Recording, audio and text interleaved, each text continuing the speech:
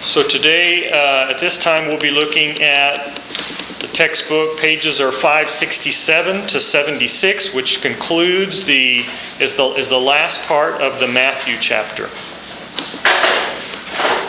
And there's a couple different sections in this particular reading in Zondervan Handbook of the Bible that talk about money.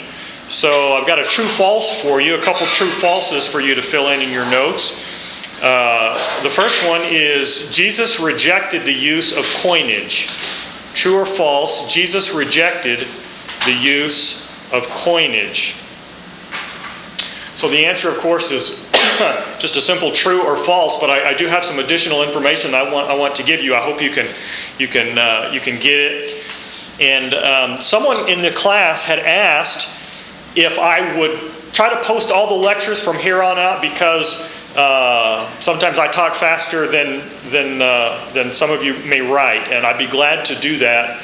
And so again, though, the what I post is basically the questions and not the answers. But in terms of the document, I'll post a document that has the questions.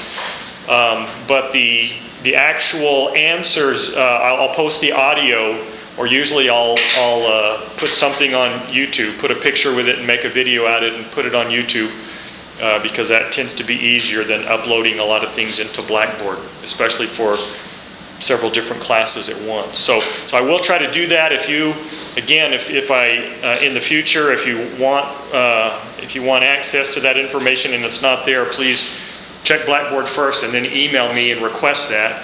I've already, of course, provided that for the online courses, so I can do that for the classroom class as well.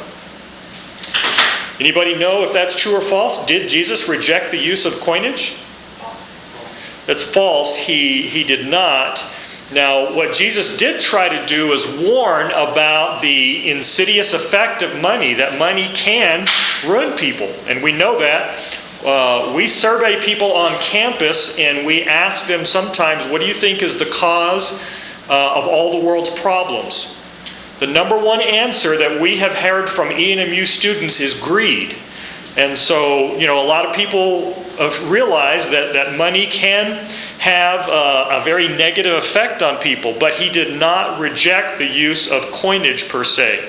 And we'll talk more about money when we get to Paul's letter to Timothy, specifically 1 Timothy chapter 6. We will look about how Paul teaches the Christian churches, and Timothy, who was pastor in Ephesus, saying that it's not money that is the root of all evil. Some people say the Bible says that, but it doesn't say money's the root of all evil. He says the love of money is the root of all kinds of evil. So we'll talk about that a little bit later on, but you can make a note at this point if you're interested in studying that more, just on your own, of 1 Timothy chapter 6, around verses 9 and 10. Okay, another true and false.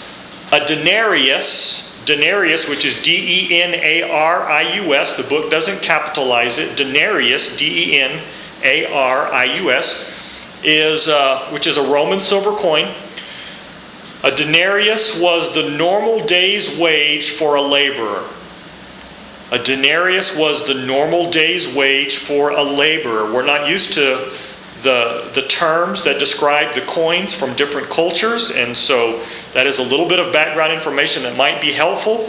Some of the translations that are more thought by thought, like the New Living Translation, or the old Living Bible that I told you about, that was actually a paraphrase by Kenneth Taylor, they are more likely to to actually put in dollar amounts from the target language. But most of your more literal translations will leave some of the words from a denarius because, with inflation and things like that, it's a little bit hard always to take into account. And sometimes the numbers themselves are significant, and in terms of maybe symbolism or something. But how about that one? Anybody find that or remember that from the reading? Is that true or false? That's true. That's true. A denarius is the normal day's wage for a laborer. And I like to read from Matthew 20 just to continue to try to read parts of of the New Testament as we go through, but also to kind of show you how it's helpful to learn some of that historical or cultural background information. So this is from Matthew chapter 20, and Jesus is speaking. I think it just, let me go back to the end of 19 and get a little bit of the context from, in Matthew 19:28, Jesus said to them, and he starts talking to them, and then we pick up with that in 20. He's still speaking. He says, "For the kingdom of heaven is like a master of a house who went out early in the morning to hire laborers for his vineyard." And Jesus, spoke like this a lot. He would tell a parable and he would say, the kingdom of heaven is like. We talked about how Matthew in particular remembers and records for us a lot of the times when he uses the word kingdom. Kingdom of heaven is like a master of a house who went out early in the morning to hire laborers for his vineyard. After agreeing with the laborers for a denarius a day, he sent them into his vineyard. So there's an example that this is standard. I mean, they had the choice of whether to accept this work or not, and they accepted the work. They were there early, they wanted to work, and they agreed to work for a denarius. And so nothing is unusual at this point. And then verse 3, and going out about the third hour, he saw others standing idle in the marketplace. Now, you can oftentimes when you see third hour, sixth hour, ninth hour, just think about the day starting at 6 o'clock. Like the earliest that people would start working, like in the summer when the days are long, especially, they would start working at 6 o'clock. And so the third hour then would be 9 o'clock. So he goes out at 9 o'clock. And he saw others standing idle in the marketplace. And he said, and to them he said, "You go into the vineyard too, and whatever is right I will give you." So if they start at 9 o'clock, how much do you think they're going to get?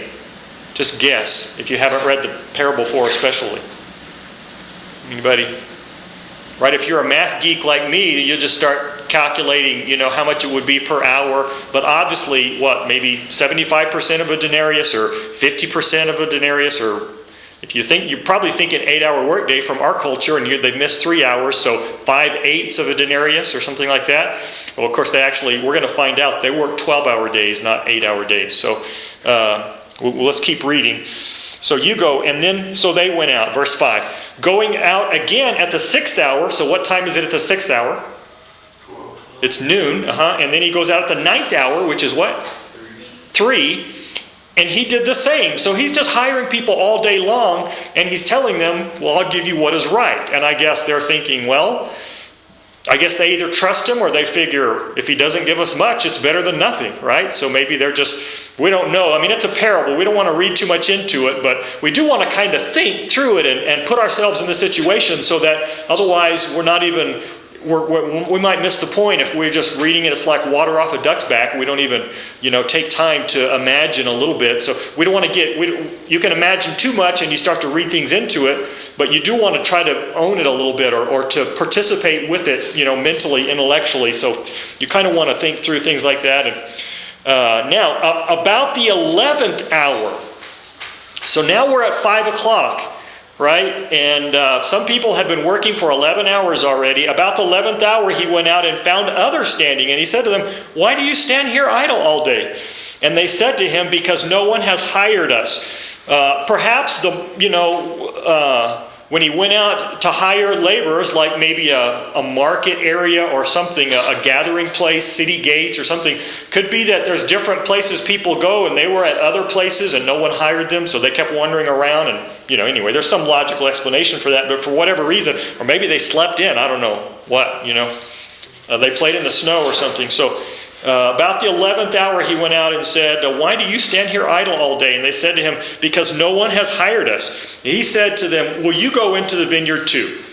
So now when evening came, so I guess 6 o'clock, when evening came, the owner of the vineyard said to his foreman, "Call the laborers and pay them their wages, beginning with the last up to the first." And when those hired about the 11th hour came, each of them received a denarius. Now that's not what we expected, right? We expected them to get a 12th of a denarius or something.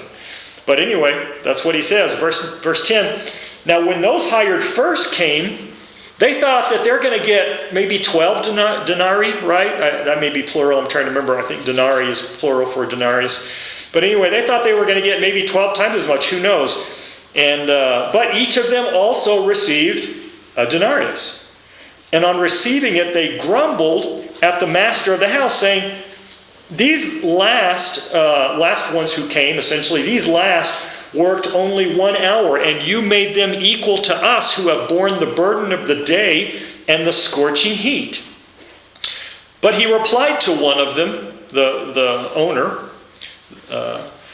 of the vineyard or the situation, but he replied to one of them, friend, I am doing you no wrong. Did you not agree with me for a denarius? Take what belongs to you and go. I choose to give to this last worker as I give to you. Am I not allowed to do what I choose with what belongs to me, or do you begrudge my generosity? So the last will be first, and the first last. All right, so anyway, you see the money. Now, of course, the money is merely, to help us to kind of understand the parable or the story and what Jesus is trying to communicate. And a book by a guy named, I just forgot, I'll think of it in a minute maybe, but it's called What's So Amazing About Grace, or one of you might remember it as well. And he kind of talks about God's ridiculous generosity in terms of God's forgiveness. And this parable is one of the things that he alludes to in the illogical, ridiculous, grace of God. That God, the New Testament describes to us a God who is very forgiving toward people. And remember that Jesus, who were the people that were constantly criticizing and ended up scheming against Jesus?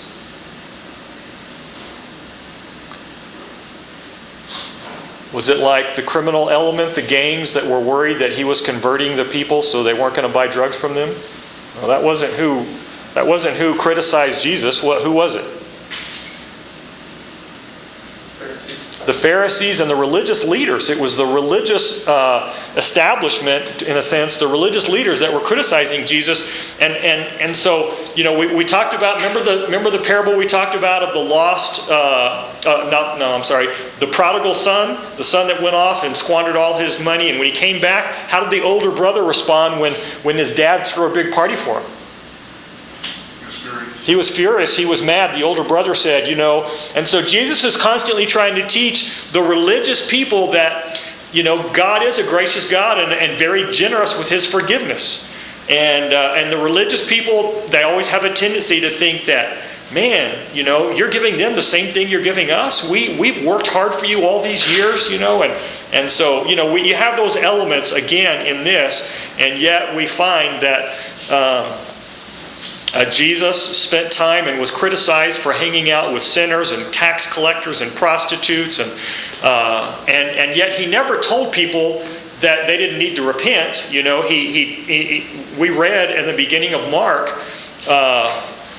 in an earlier lecture about the significance of repentance, and yet Jesus is still very generous with forgiveness in terms of telling people that. When they trust in God and turn away from their sins, that God is very generous and immediate with His forgiveness.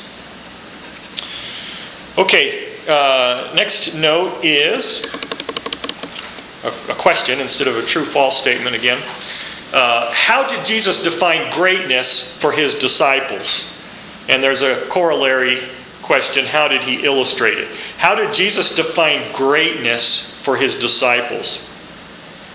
And I added this one last night as I was looking through Matthew, and I didn't even have the textbook with me, so I don't have a page number, but we're going to look at Matthew 20, verses 20 through 28. How did Jesus define greatness with His disciples? And if you want to in your notes, you can also put Mark 10, 35 through 45.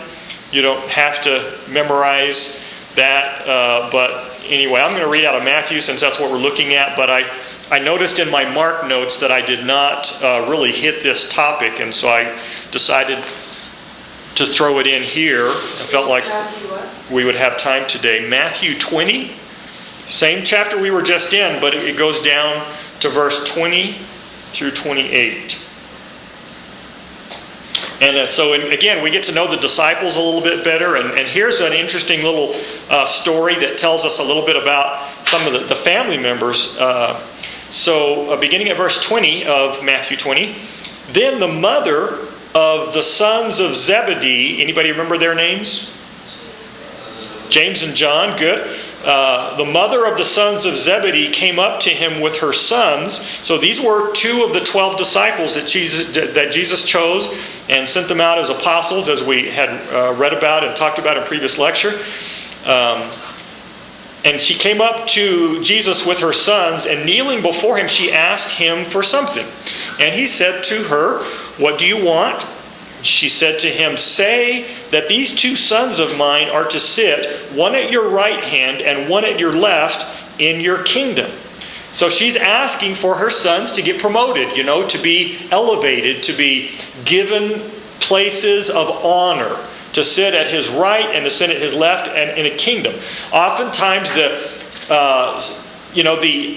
kingdom is described sometimes as a big banquet, and sometimes the end times are considered to be like when it's all said and done, then there's going to be this big banquet idea in heaven or something like that. And so she's requesting places of honor for her 2 sons. Does this surprise you that a mother would do that? Of course not. Parents are always, trying to, help out their children in one way or another.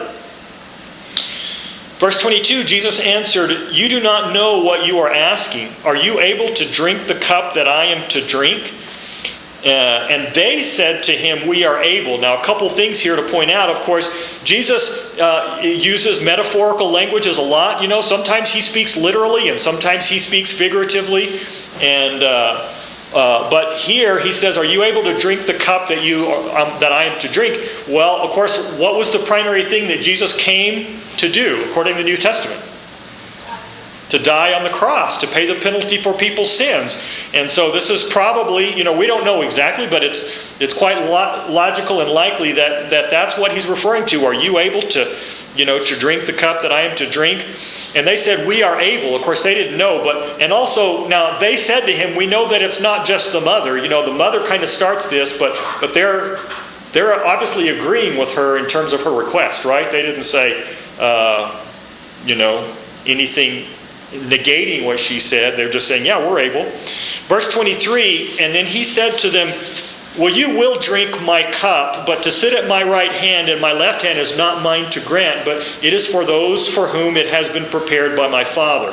So in fact, they will suffer. Now, they will not suffer. Some of the disciples were crucified. I think it was Peter that tradition tells us, this is not in the Bible, tradition tells us that Peter did not consider himself worthy to be crucified like Jesus, so he requested to be crucified upside down.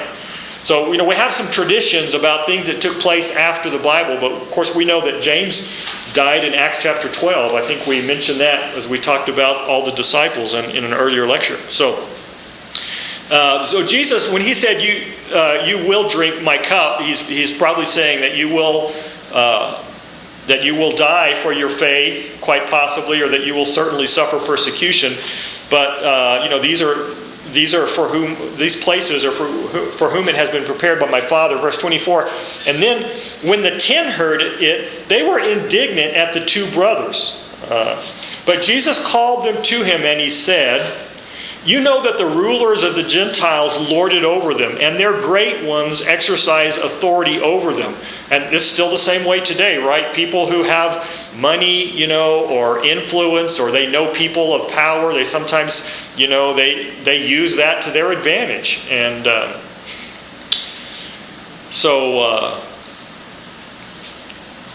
that was verse 25, 26. But he says, the rulers of the Gentiles lord it over them, and whoever has authority will, kind of uses it to their advantage, and the great ones exercise authority over them. "It shall not be so among you, for whoever should be great among you must be your" what? Those of you that have servant, okay, good. Several of you, I notice, are reading along. "Whoever would be great among you must be your servant, and whoever would be first among you must be your slave. even as the Son of Man came. Son of Man is a title from Daniel that talks about the Messiah that would to come, and Jesus often used that to describe himself. Even as the Son of Man came not to be served, but to serve, and to give his life as a ransom for many.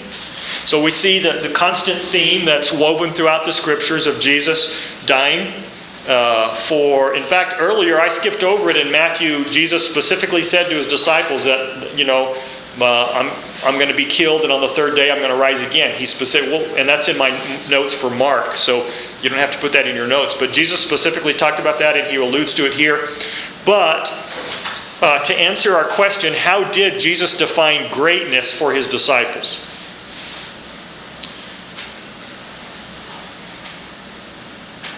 How could you word it? He said, if you want to be great, lord it over those around you. No? Be a servant, right? Whoever would be great among you must be your servant. So servanthood is one word that you could put, or just being a servant. Servanthood may not be a word. My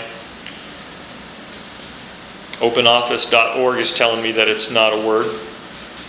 But you can say being a servant. And then how did he illustrate it? Well, he illustrated it with himself when he said, even the Son of Man did not come to be served, but to serve and to give his life as a ransom for others, or for many. So Jesus illustrated it with himself, and in this particular passage, and we see that in other examples, quite literally, like when he washed his disciples' feet in John 13. Okay, now here is something that I added in because we talked about the Pharisees, and we talked about zealots and people like that, and we alluded to Sadducees, but I didn't really have a note in it, and so I thought here there was a passage I thought we could read and talk about this group. So I've already given the answer away, but here's the question. Who tried to trap Jesus with a question about a woman who was married to 7 men and whose wife she would be in heaven? Who tried to trap Jesus with a question about a woman who was married to 7 men and whose wife she would be in heaven? If she was married to 7 men, whose wife would she be? Now, this was not just a woman who divorced and remarried many times, and they're just making this up. It's a hypothetical situation, and it's in Matthew 22:23, and is where we'll read about it. But the question is, who tried to trap Jesus by giving him this hypothetical situation and asking, whose wife will she be in heaven? And so I'll go ahead and read it, and you can write the answer down, and we'll talk about it. Okay, Matthew 22, beginning at verse 23.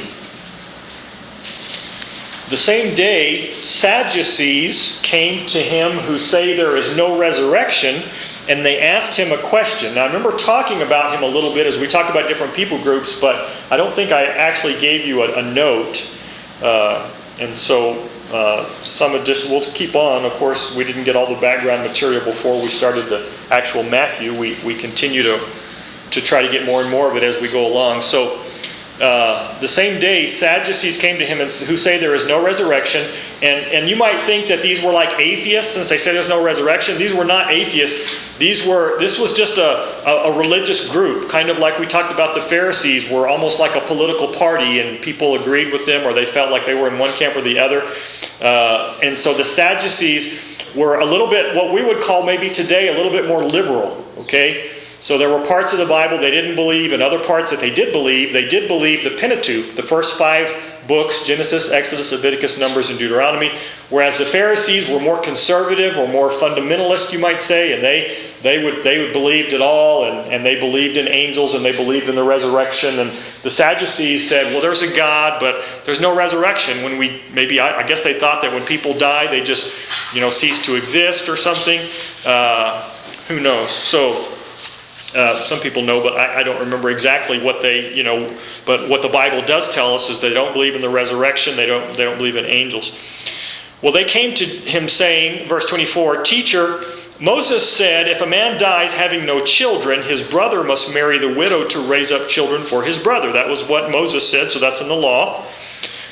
And so then they give him this hypothetical situation in verse 25. "Now there were 7 brothers among us. The first one married and died, having no children, left his wife to his brother. So to the second and third, down to the 7th. So they all married this woman and died, and the next one kept marrying her because none of the ones before him had any children.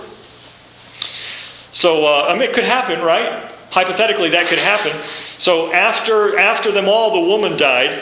Now they say, in the resurrection, therefore, of the 7, whose wife will she be? For they all had her. So, even though it's probably hypothetical, it could happen. And so that's why they're trying to, maybe that's why some of them didn't believe in the resurrection, because they just felt like things like this, wouldn't make sense. There's not a way to answer this question. At least that's what they thought. Well, Jesus answered in verse 29. He said, "You are wrong, because you know neither the Scriptures nor the power of God. For in the resurrection they neither marry nor are given in marriage, but are like angels in heaven. And as for the resurrection of the dead," so he answers that question saying that people in heaven are not married in the same way that they're married on earth. And they're like angels, I guess, which do not marry, evidently. Angels in heaven. And so verse 31, but then he goes on, never missing an opportunity to teach. He says, "But as for the resurrection of the dead, have you not read what was said to you by God? I am the God of Abraham, the God of Isaac, and the God of Jacob." And this is going back to the Pentateuch, the part of the Old Testament that they acknowledged as being, authoritative and correct and accurate. And so Jesus did quote from them a source that was reliable from their perspective. And yet he's saying all those times in the Old Testament where it said, I am the God of Abraham, the God of Isaac, the God of Jacob. He is not the God of the dead, but of the living. And when the crowd heard it, they were astonished at his teaching. So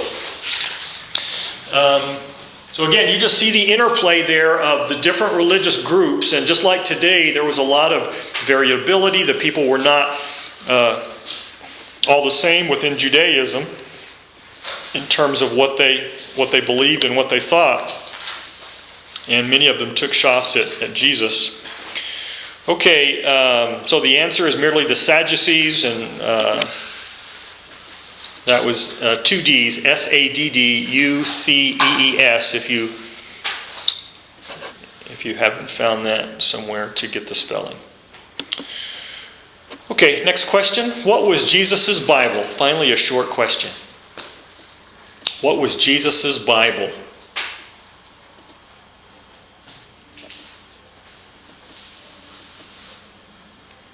And anybody want to suggest a possible answer? The Old Testament. The Old Testament. What we have is the Old Testament.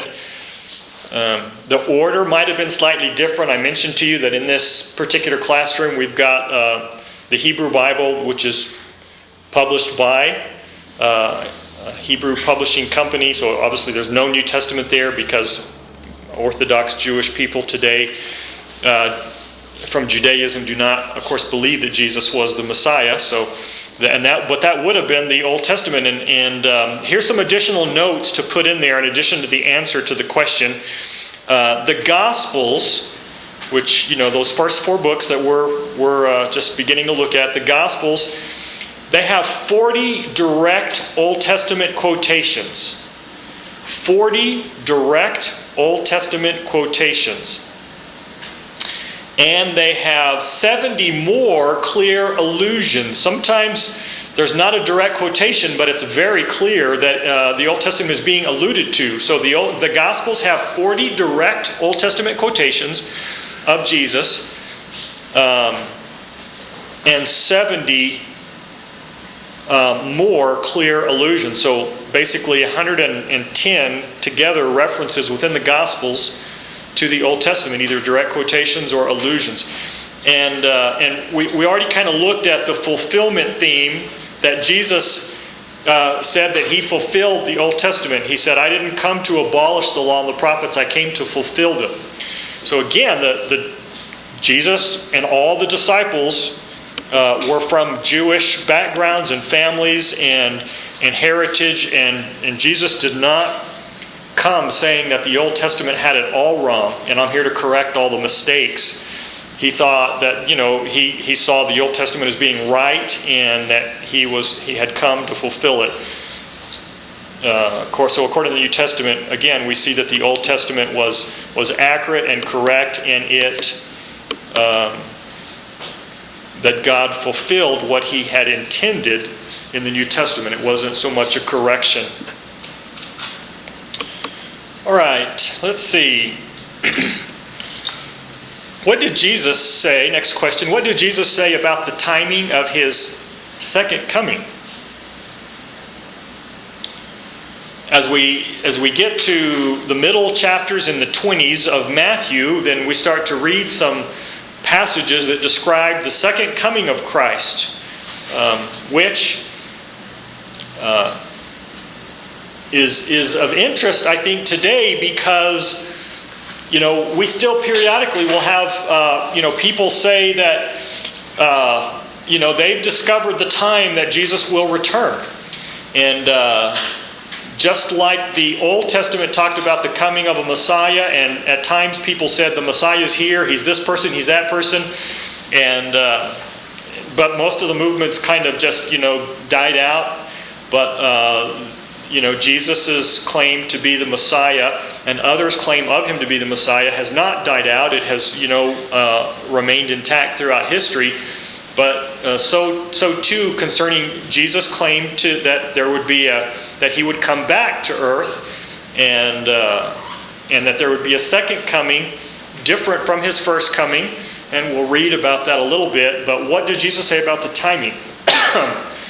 Everything from the Mayan calendar that some said indicated the world would end. When was that? In January or something, or December? What, February? December 21st, okay, so recently. And then before that, I know when I was still in El Paso, some preacher thought he knew when the second coming would take place, and a lot of people gave him a lot of money so he could put billboards up all over the country. I saw a lot in El Paso, especially the bigger towns, about the world is ending, or I forget exactly how it was phrased, but and since that time, throughout history, this has happened many times, and people will all gather, on a mountainside to be there when Christ returns, and then nothing happens, and they then they have to go back and kind of reinterpret what they said, and sometimes they'll say well, it was a spiritual coming, or sometimes they'll say, oh, okay, well, I missed the date, and they'll choose a second date, and whole denominations have kind of been founded by some of these teachings. Not all Seventh-day Adventists believe these things. The Seventh-day Adventists are groups that meet on Saturday instead of Sunday. But the reason they're called Adventist, Advent means the coming. Like Christmas, we talk about the Advent season because Christians are celebrating the coming of Christ. And so Adventists are those that have emphasized his second coming. And again, in some of the origins of the Seventh-day Adventist churches, not all of them, but some of them were founded by gathering groups together by predicting a day that Jesus would come, and then when he did not, they reformulated their teaching. And so, let's take a look at Matthew 24, beginning at verse 36. But there's a lot of movies now about apocalypse and things, so it's kind of a hot topic right now, thinking about the world ending or the world going through a major transformation of some kind, where a new age begins and stuff like that. But so here's a little bit about the second coming. Let's see, what verse did I say? Let's start at verse 36. Remember, the question is, what did Jesus say about the timing of his second coming? But concerning that day or that hour, no one knows, not even the angels of heaven nor the Son, but the Father only. For as were the days of Noah, so will be the coming of the Son of Man. You see, Noah is famous in the Old Testament for what? The flood. And people didn't know that's, Noah was told to build an ark, and he and his wife and his 3 sons and their wives, so 8 people were saved. And then, of course, the animals came to him, and he built this big ark, this big boat to save the animals. But the other people didn't believe that a flood was going to come, and so they were caught by surprise. And Jesus said, "For as the days of Noah, so will be the coming of the Son of Man. For as in those days before the flood, they were eating and drinking, marrying and giving in marriage." In other words, just doing life, just doing normal things of life, until the day when Noah entered the ark. And they were unaware until the flood came and swept them all away. So will be the coming of the Son of Man. Then 2 men will be in the field, one will be taken and one left. 2 women will be grinding at the mill, one will be taken and one left. Therefore, stay awake. In other words, be alert, for you do not know on what day your Lord is coming. But know this, that if the master of the house had known in what part of the night the thief was coming, he would have stayed awake and would not have let his house be broken into. Therefore, you also must be ready, for the Son of Man is coming at an hour that you do not expect. So we're going to read a few more verses. I want to go, no, that's fine, to 44.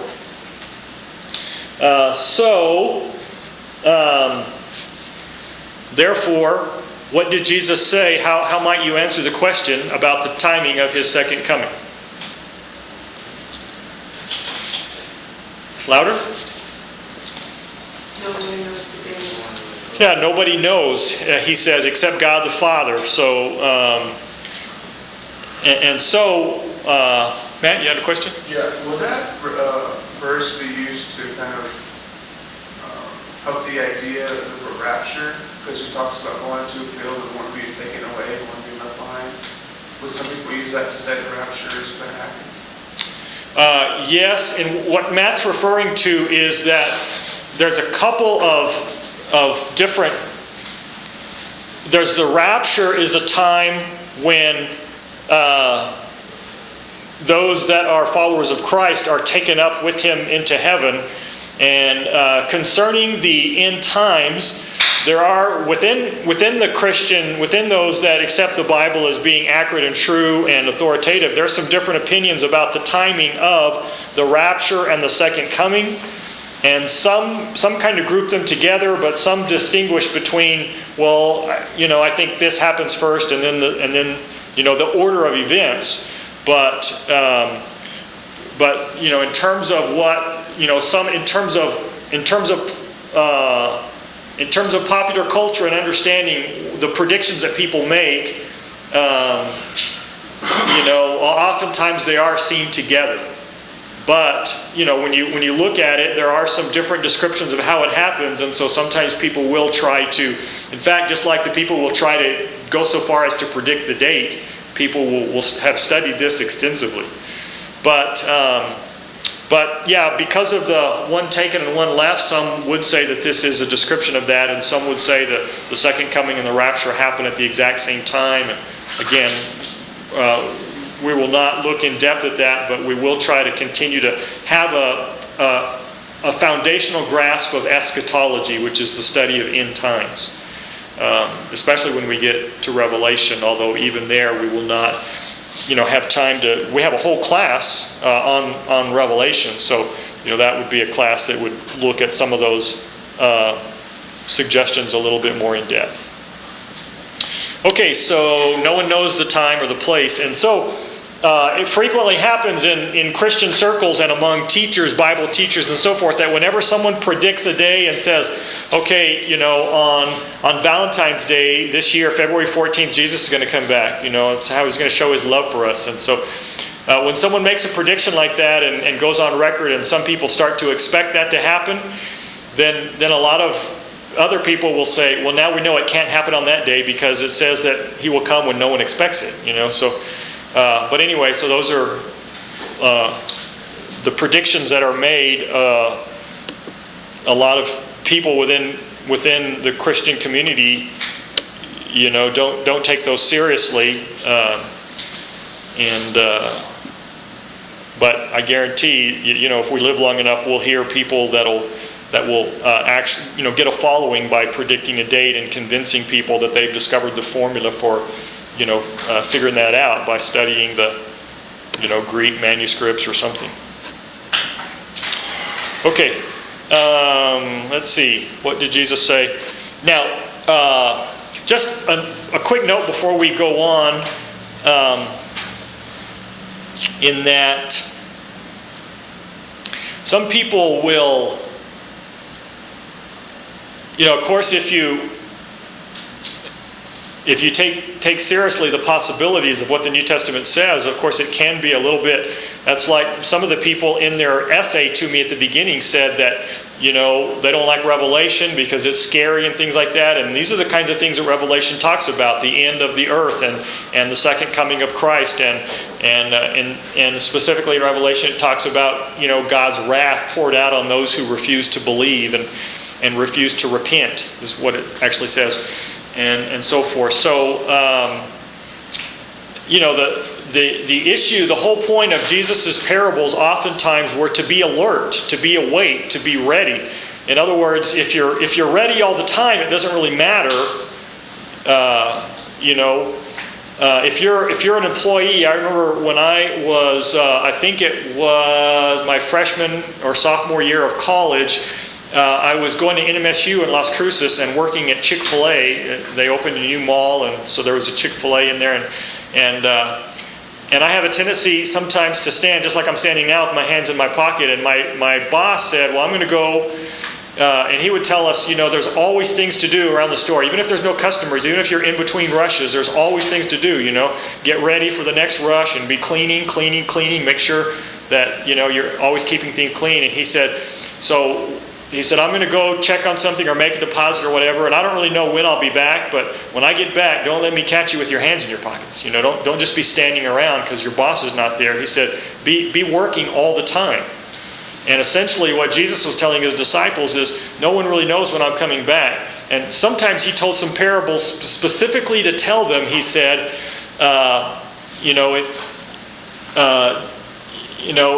don't be thinking, well, my master's gone and he won't be back for a long time. And he says some people, they started to get drunk and beat their slaves and stuff because they thought, well, the master's not going to be back for a long time.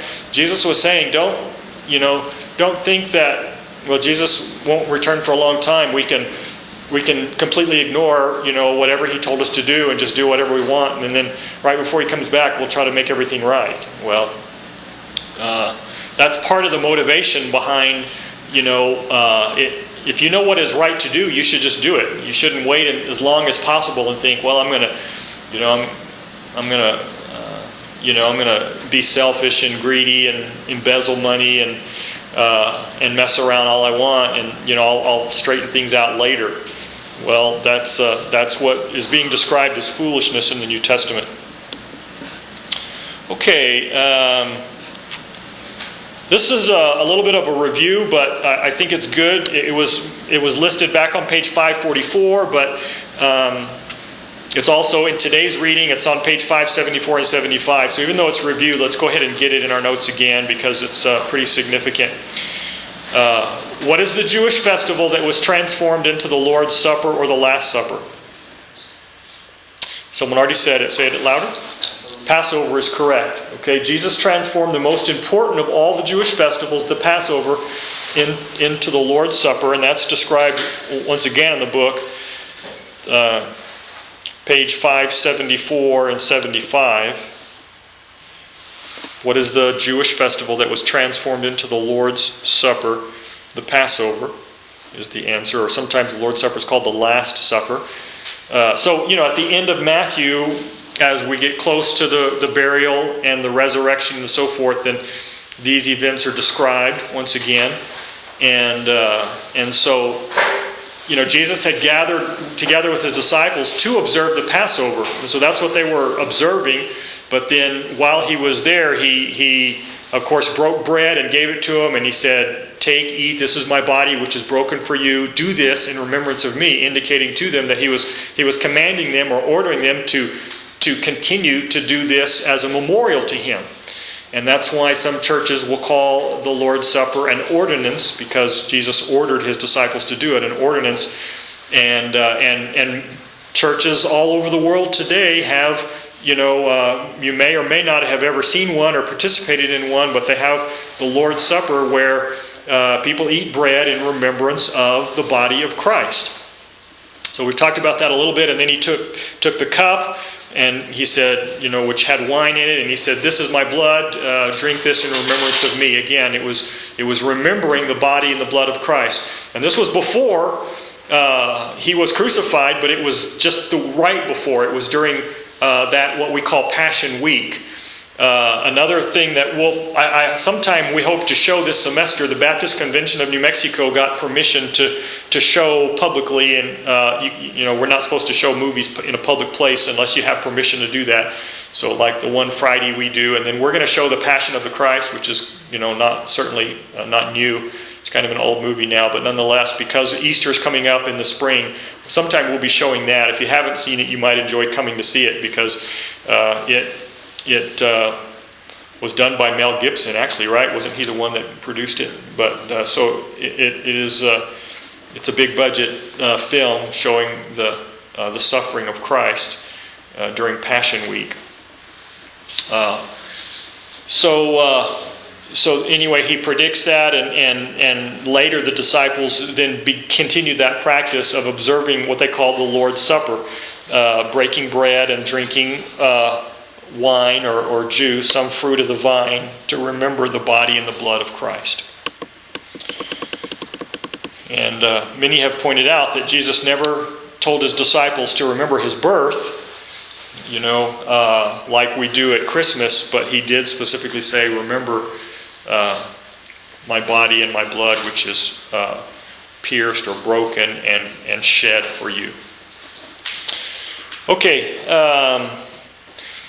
we're going to read Matthew 28, but here's the question that I'd like you to be ready to answer. What are the last event and the last teaching in Matthew? How does Matthew basically end? What is the last event and the last teaching? So we'll read Matthew 28, and then we'll answer that.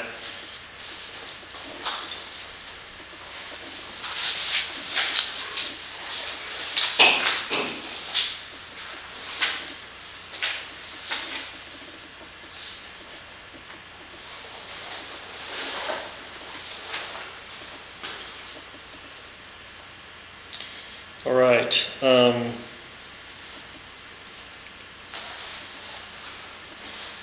I'm going to back up into Matthew 27.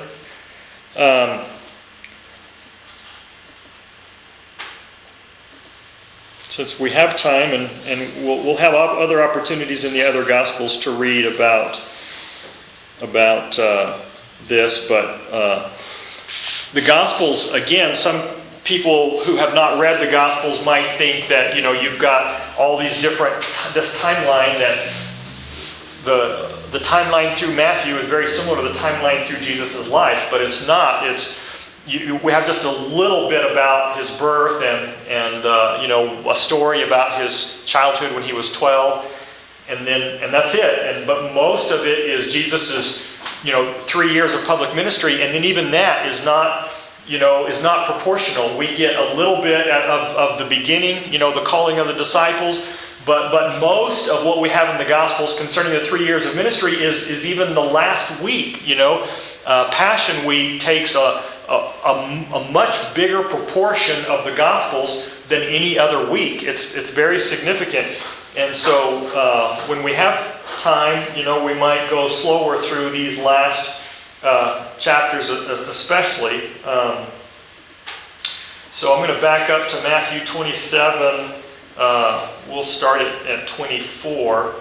We talked about Pilate being the Roman governor that was responsible for crucifying Jesus, because the Jewish people did not have authority to execute people. And so So they brought him to Pilate and so forth.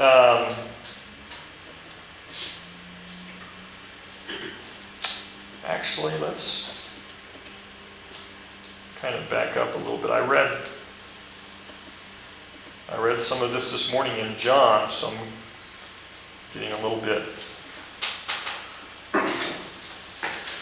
It's easy to forget exactly where you've read certain things, especially if you're going back and forth. But I'm going to back up as far as verse 11 of Matthew 23. Now Jesus stood before the governor, and the governor asked him, "Are you the king of the Jews?" Jesus said, "You have said so." But when he was accused by the chief priests and elders, he gave no answer. Then Pilate said to him, "Do you not hear how many things they testify against you?" But he gave him no answer, not even to a single charge. So the governor was greatly amazed. It surprised him that Jesus wasn't answering him. It didn't, he had already predicted to his disciples. In Mark, we see 3 different times that he clearly told his disciples that the Son of Man will be handed over to the Gentiles and put to death and then raised on the 3rd day. So Jesus, from the New Testament, it clarifies that he knew what was going to happen. And of course, we knew that his debate skills were extraordinary. He astonished people, and yet at this point he remained silent. And so that all kind of makes sense from a hindsight, but at the time it didn't make any sense, and the governor was amazed. Verse 15, now at the feast the governor was accustomed to releasing for the crowd any one prisoner whom they wanted. And they had then a notorious prisoner named Barabbas. So when they had gathered, Pilate said to them, "Whom do you want me to release for you, Barabbas or Jesus who is called Christ?" Now, as you read the other Gospels in this account, what you begin to realize is that Barabbas, was a notorious prisoner. He's called a robber. He's called a murderer.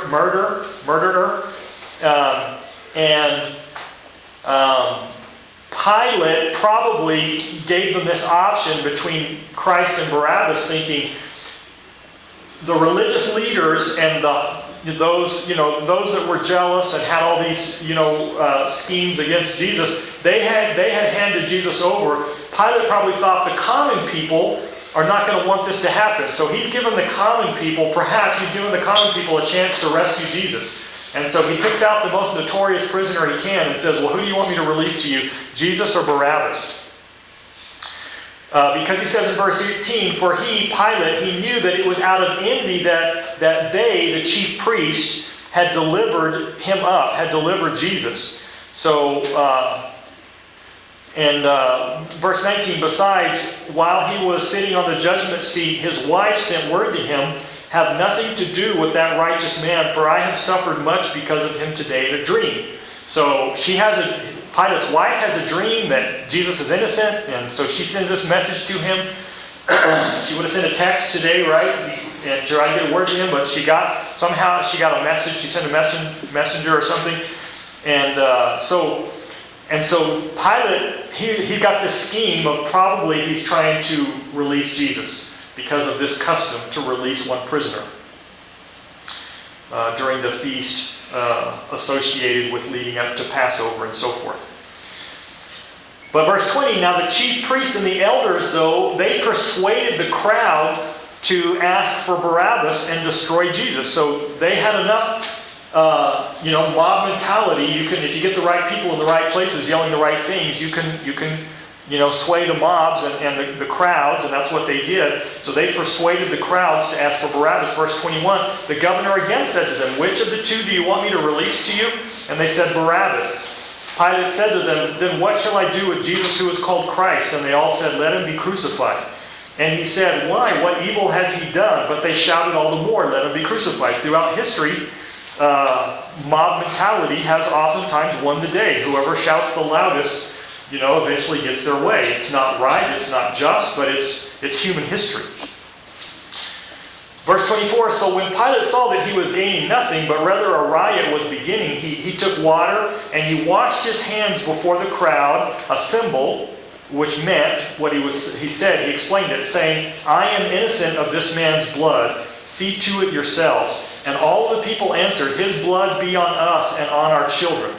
And then he released for them Barabbas, and having scourged Jesus, delivered him to be crucified. And the scourging was, again, that's something that the Passion of the Christ shows in detail with some historical accuracy in terms of that they used a whip that would oftentimes have little stones and pieces of metal in it, and so that and when it was like a cat of nine tails, where there was several whips with all these little barbs at the end, so that when they would whip someone, it would just basically grip the flesh, and then of course when they would pull it back, it would just rip the flesh off. And so it really is a torturous punishment. They scourged Jesus and delivered him to be crucified. Verse 27, when the soldiers of the governor took Jesus into the governor's headquarters, and they gathered the whole battalion before him, and they stripped him and put on his scarlet robe on him, and twisting together a crown of thorns, they put it on his head, and put a reed in his right hand, and kneeling before him, they mocked him, saying, "Hail, King of the Jews." So as soldiers will sometimes do and get in trouble for, even in our day and time, they were just being rowdy, and they mocked him. These things that would to make him look like a king, or to at least mock him for claiming to be a king. They put a scarlet robe on him and a crown of thorns pressed onto his head, and a reed in his hand, and they knelt before him, yelling or saying, "Hail, King of the Jews." Verse 30, and they spit on him, and they took the reed, and they struck him on the head. And when they had mocked him, they stripped him of the robe, and put on his own clothes, or put his own clothes on him, and led him away to crucify him. Verse 32, as they went out, they found a man of Cyrene, Simon by name. They compelled this man to carry his cross. And when they came to a place called Golgotha, which means place of a skull, they offered him wine to drink mixed with gall. But when he tasted it, he would not drink it. And when they had crucified him, so here,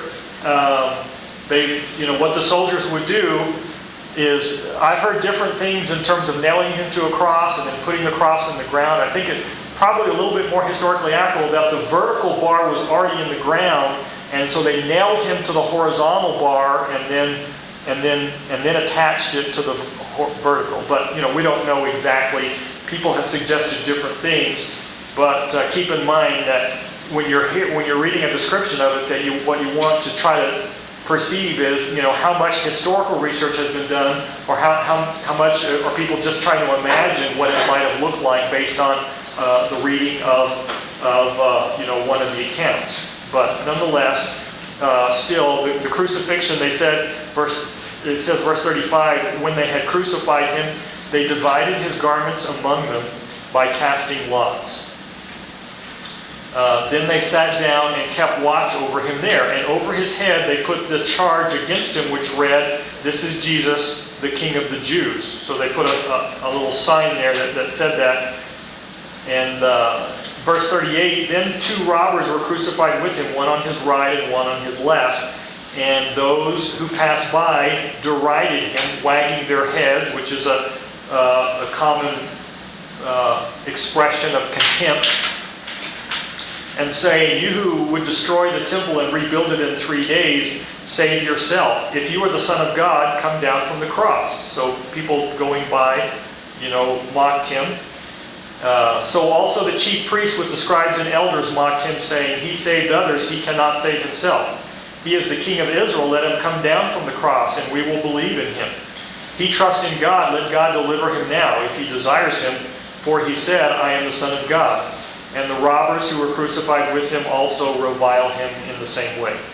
Now you might have remember at times that one of the robbers repents and asks Jesus to remember him, but again, not all Gospels covered it in the exact same way with the same details, and so Matthew doesn't include that. So sometimes people will say, well, I thought it said this or I thought it said that. They might be remembering about another Gospel. One of the other Gospels, will talk about when they cast clothes for his lots, that was predicted. That was one of the predictions in the Old Testament.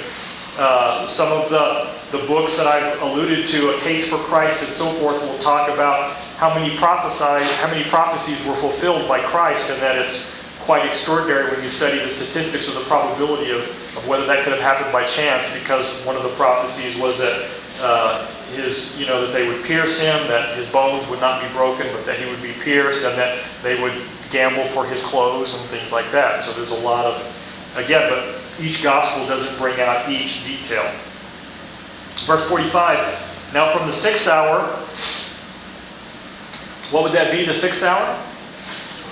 12. So from noon there was darkness over all the land until the 9th hour. So from noon to 3 is the last time you'd expect darkness. But again, this was a cataclysmic time in terms of the spiritual world and the physical world, and how it was all being intersected by this cataclysmic event. There was darkness, and about the 9th hour Jesus cried out with a loud voice, saying, Eli, Eli, Eli, lama sabachthani, which that is, my God, why have you forsaken me? Which is a quote from Psalm 22, the same psalm that predicts that they would be gambled for his clothing. And many say here that Jesus is quoting that psalm and referring to the psalm that begins with this kind of a prayer asking God why you have forsaken, but it ends in victory, and so perhaps that he was alluding to the whole thing.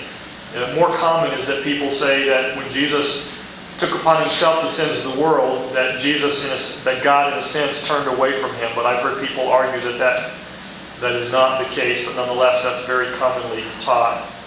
But anyway, Jesus did quote this Psalm 22, my God, why have you forsaken me? And some of the bystanders hearing it said, this man is calling for Elijah. And one of them ran and took up a sponge and filled it with sour wine and put it on a reed and gave it to him to drink. But the other said, wait, let's see whether Elijah will come to save him. There was a prophecy that Elijah would come. And Jesus cried out again with a loud voice and yielded up his spirit. And behold, the curtain of the temple was torn in two from top to bottom. Now this was just a miraculous event in that the curtain of the temple was torn in two. The earth shook and rocks split. So again, all this is why I call it a cataclysmic event. It's just, very unusual. And of course, the curtain of the temple splitting could be a way of God communicating that by Jesus' death on the cross, people have access into his presence now. Is the way that's usually explained, is what God could have been explaining, could have been communicating when the curtain of the temple was torn in two from top to bottom. The tombs also were opened, and many bodies of the saints who had fallen asleep were raised. And coming out of the tombs after his resurrection, they went into the holy city and appeared to many. When the centurion, which would have been a Roman, of course, soldier, not a Jewish person, of course, when the centurion and those who were with him, keeping watch over Jesus, saw the earthquake and what took place, they were filled with awe and said, truly, this was the Son of God.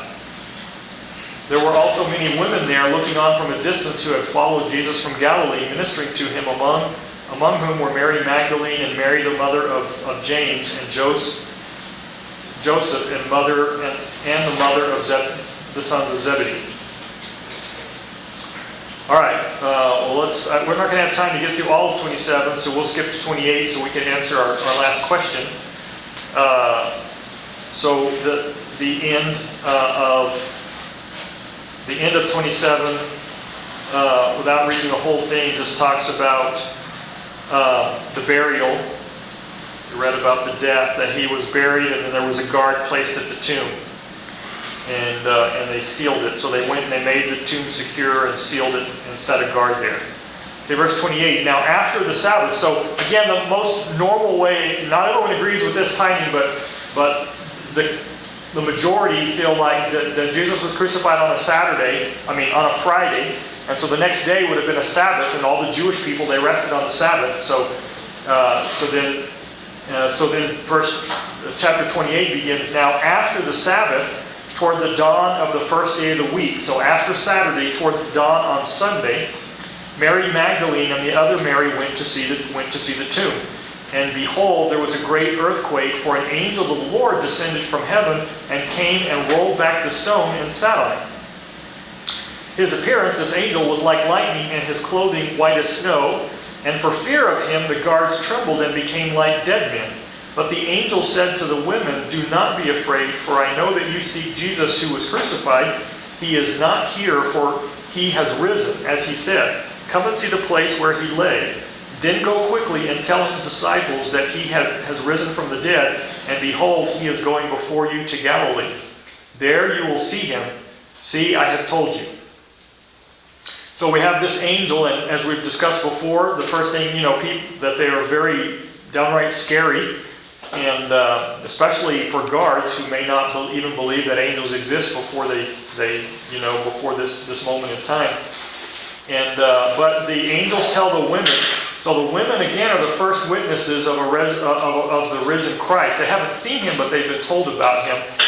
And of course, some would say that if you were going to make this up, you wouldn't have women being the first witnesses, because women were, not even allowed to testify in court. Their testimonies weren't considered valid, and because of the fact that they were women, and women were seen, unfortunately, as like property or children. But anyway, that's the way that the New Testament presents it.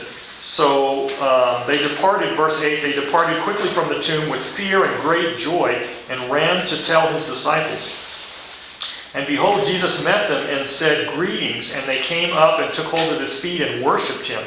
And then Jesus said to them, "Do not be afraid. Go and tell my brothers to go to Galilee," which is up north. Jerusalem is, remember, down in the south. "Go and tell my brothers to go to Galilee, and there they will see me."